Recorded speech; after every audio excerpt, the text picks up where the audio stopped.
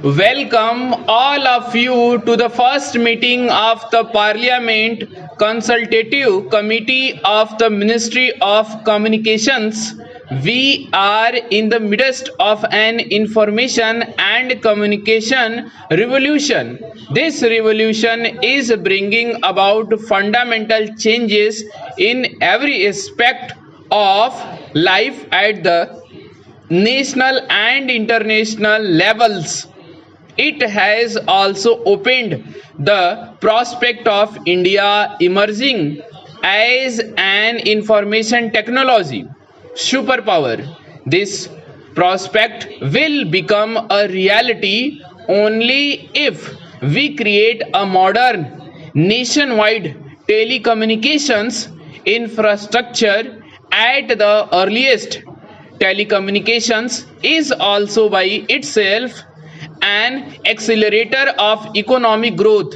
The telephone is no longer a luxury but an indispensable tool in every conceivable economy activity. For example, the large network of STD ISD booths established by the Department of Telecommunications in a short span, and we can see these booths even in small towns today, has immensely benefited small entrepreneurs and the common person. Experts have calculated that 1% increase in telephone density results in a 3% increase in GDP.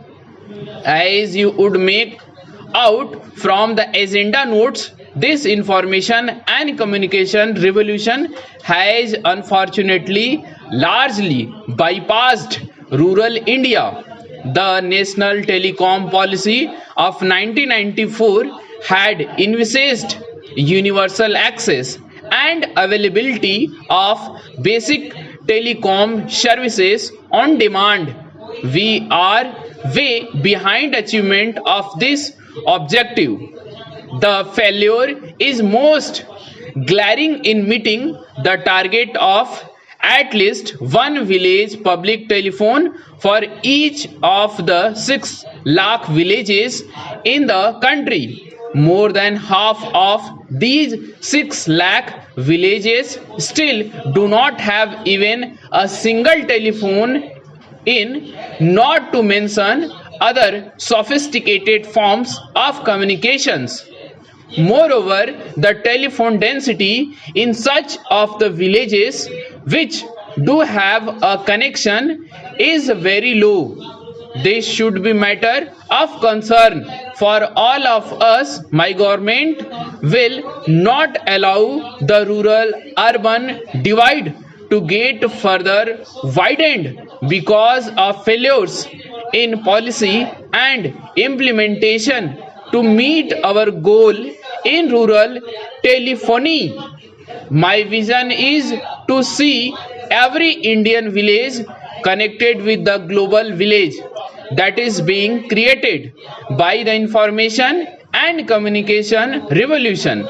The failure in the rural areas of rural telephony cannot be seen in isolation from the flaws in the national telecom policy of 1994 and its implementation. Today everybody recognizes that the reforms in the telecom sector, particularly relating to investment in basic and cellular services by private operators, have failed.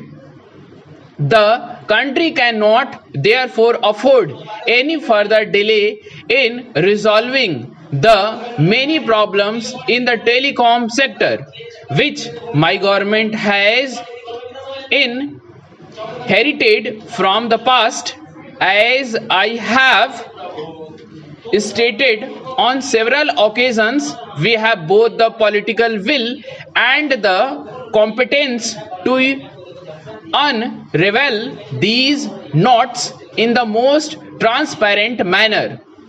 In doing so, we will be guided solely by national interests, to which all other sectoral interests must become subordinate.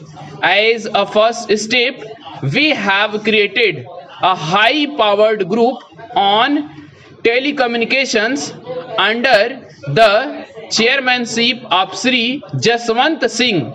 It has been mandated to recommend to the government on the following: 1. Create a strong, independent, and credible regulatory framework by strengthening the Telecom Regulatory Authority of India.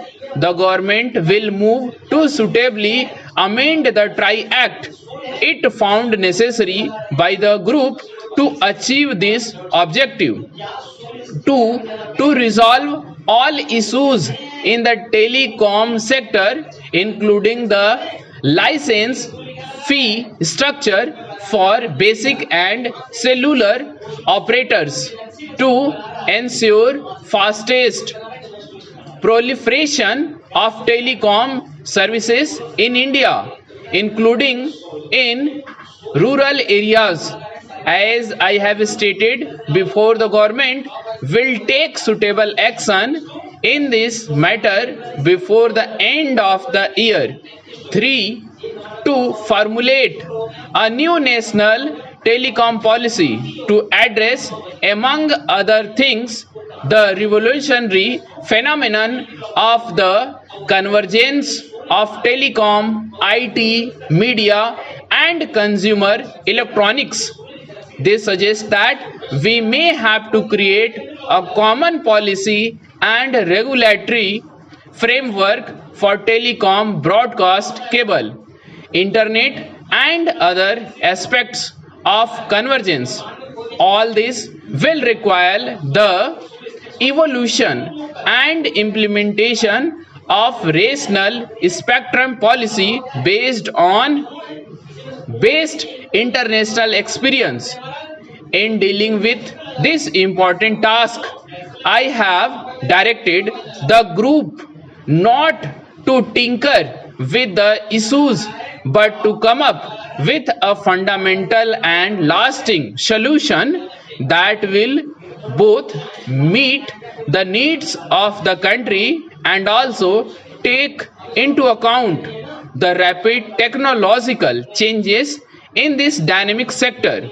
Otherwise, within a few years, India might once again face problems similar to the ones we are dealing with today.